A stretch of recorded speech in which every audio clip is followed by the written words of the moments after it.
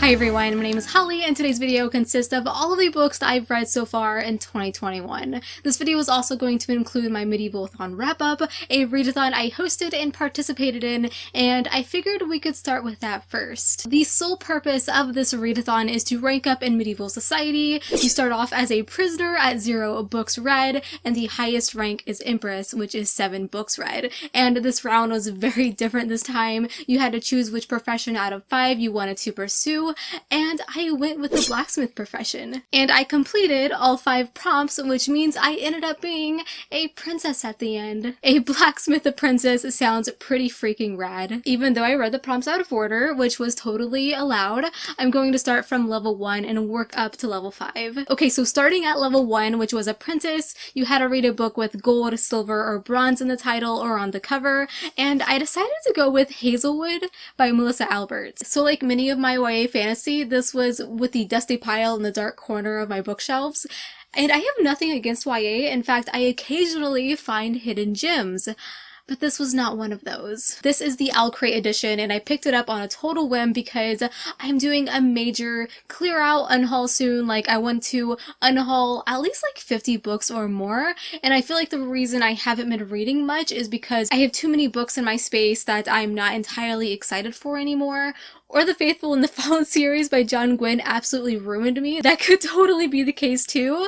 Tell me in the comments if you want the unhaul declutter video, because I'm still very undecided if I want to film that and upload it for you. So I have some YA set aside that I want to give a chance, and this was one of them. This is a strange tale of a mother and daughter running away from life and their bad luck that always follows them. The daughter's grandmother is a famous author of an exceptionally rare book with a huge cult-like fan base all about the hinterland. And throughout the book, she tries to find her way to this mysterious place. So there is something about this book that is fundamentally unique and captivating, but I agree with most of the reviewers who say this is all over the place and not at all what it was promoted to be, but I think it had a buttload of potential. It's less a fairy tale Alice in Wonderland-esque retelling and more a high-speed chase through an urban setting. I didn't expect so much contemporary. I did enjoy the eerie, mysterious setting, which led me to finishing the book, so that's a plus. I gave this one 2 out of 5 stars, and I will be donating it, passing it along to someone else who I hope loves it. Level 2 was Tollmaker, read a book you're scared to read. And for this one, I went with Remote Control. So I was a bit nervous going into this highly acclaimed new release because this has a fantastic sounding plot, but I've read this author's previous works and I personally thought they were okay, and I really wanted to love this one. This is slotted into the genre of sci-fi, and it follows a young African girl living in Ghana who was modified against her will by a mysterious technology that she discovered earlier in her life and has been basically cursed to be a harbinger of death. It's her journey to understanding and accepting everything that comes with it. We see Sanctifa in her early stages of her life, from the little girl with a family to the young girl she becomes. The story really highlights the fear people have for the unknown. I loved Sanctifa herself and her level-headedness. I found myself rooting for her and just wanted her to be okay. Now this is a novella, very short, under like 150 pages, and I always have my gripe with novellas. It only planted a seed of what looks to be a rich African futuristic world, and it felt too brief to develop the world in full, which takes away from the motives that make the story so impactful and harrowing. Overall, I gave this 3 out of 5 stars. I still very much recommend this book. It's so short, you could read it in like a day or two, and it reads like folklore, so you fly through the pages. In fact, I would love to see a sequel. Level 3 was Weaponsmith, read a book with a weapon on the cover, and I decided to go with Battlemage for this one, which there is a sword here in the background.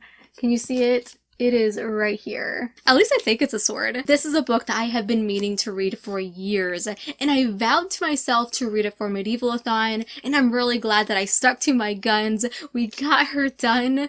This was actually Stephen's debut back in the day. He has written many more since then, and actually has a book coming out from Angry Robot called The Coward that I'm really excited for. This is the first book in a fantasy trilogy, and it starts off incredibly interesting. One of my favorite settings, actually, which is in the snow snowy wilderness. So I was already in my little happy place. The story follows the good versus evil storyline. There's a mad evil king that is basically Joffrey from Game of Thrones times 1,000, and a group of battle mages who choose to oppose him in an all-out war as the enemies storm the gates of the city they are in. If you want a fantasy that is just flooded with battles, you're going to really like this one. But unfortunately, I think that was one of my biggest problems, and I never thought I would say this, but I think there were too many. Quite a few chapters would just begin in the middle of a large army-scaled battle scene, and I'd be like, whoa, Steven, let me get ready first. And they started to feel less important and less dangerous, I guess. I love build-up. Let me see the warriors putting on their gear,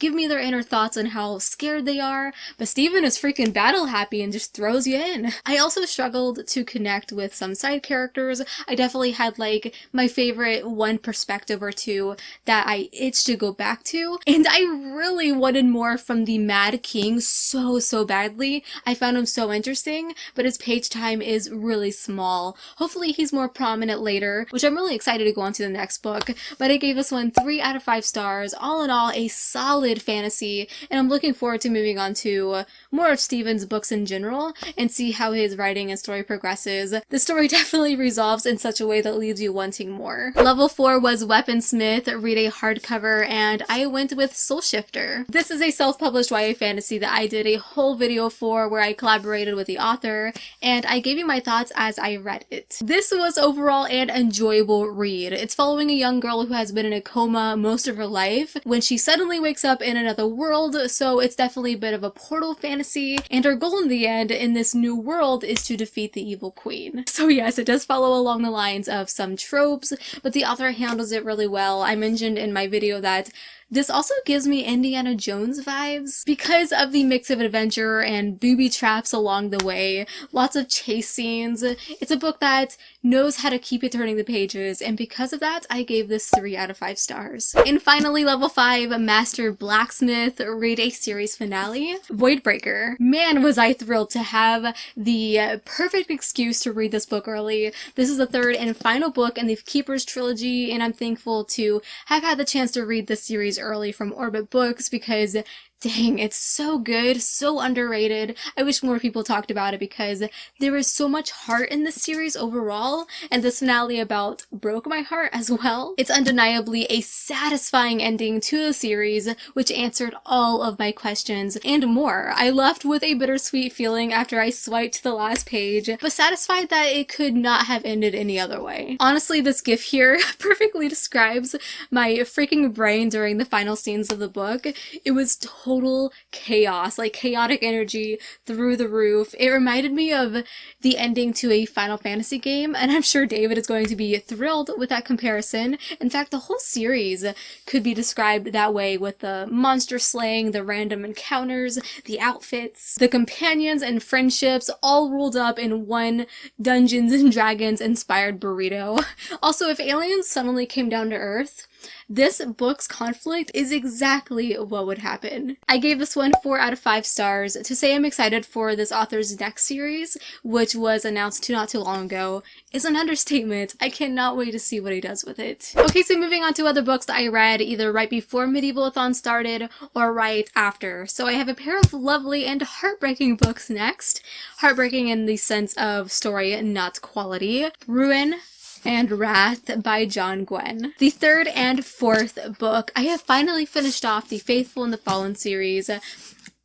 And I am so happy to say this series has well deserved a spot in my favorite series of all time list. John Gwynne himself has secured to be one of my favorite authors next to Joe Abercrombie. Both of these books will rip your freaking heart out. Keep tissues around or just your t-shirt to wipe those tears away.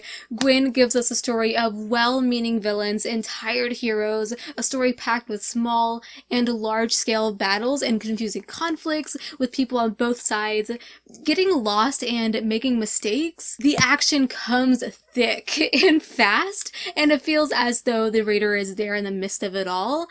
Ruin and Wrath, like, are much grimmer and gorier than its predecessors, and you are in the thick of this god war. It's dark, thrilling, bloody, but the series' strongest point for me is its characters. The author takes character relationships he has spent the first two novels crafting between friends, family, loved ones, and especially animals, and brings them beautifully to the forefront without overstating them. I'm immediately moving on to Time of Dread, which takes place thousands of years after the series, and I cannot wait.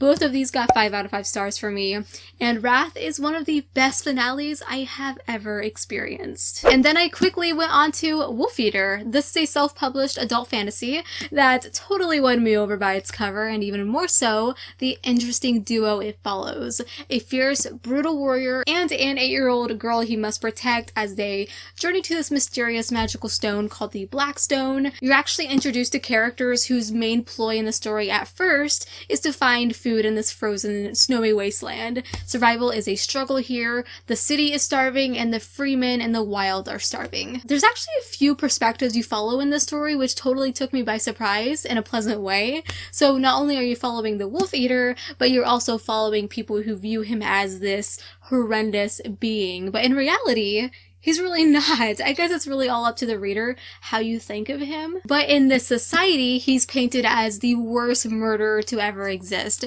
He is to be feared. But how can you fear a man protecting a blind 8-year-old girl who also struggles to be seen as human in her own tribe? And funnily enough, I actually viewed a female character named Sinya in this story as the villain. It probably helps I really hated her character, and she makes the worst decision I've ever seen at the beginning, and it only continues from there. Now, this author is brutal when it comes to plot armor for characters, as in killing them off. In fact, characters I thought who were going to be a big part of the story, well, they quickly were not. I personally was hoping for a little bit more magic, maybe more characters you wanted to root for the whole way through, and because of that, this book ended up being just a little bit slow moving for me as I got more into it.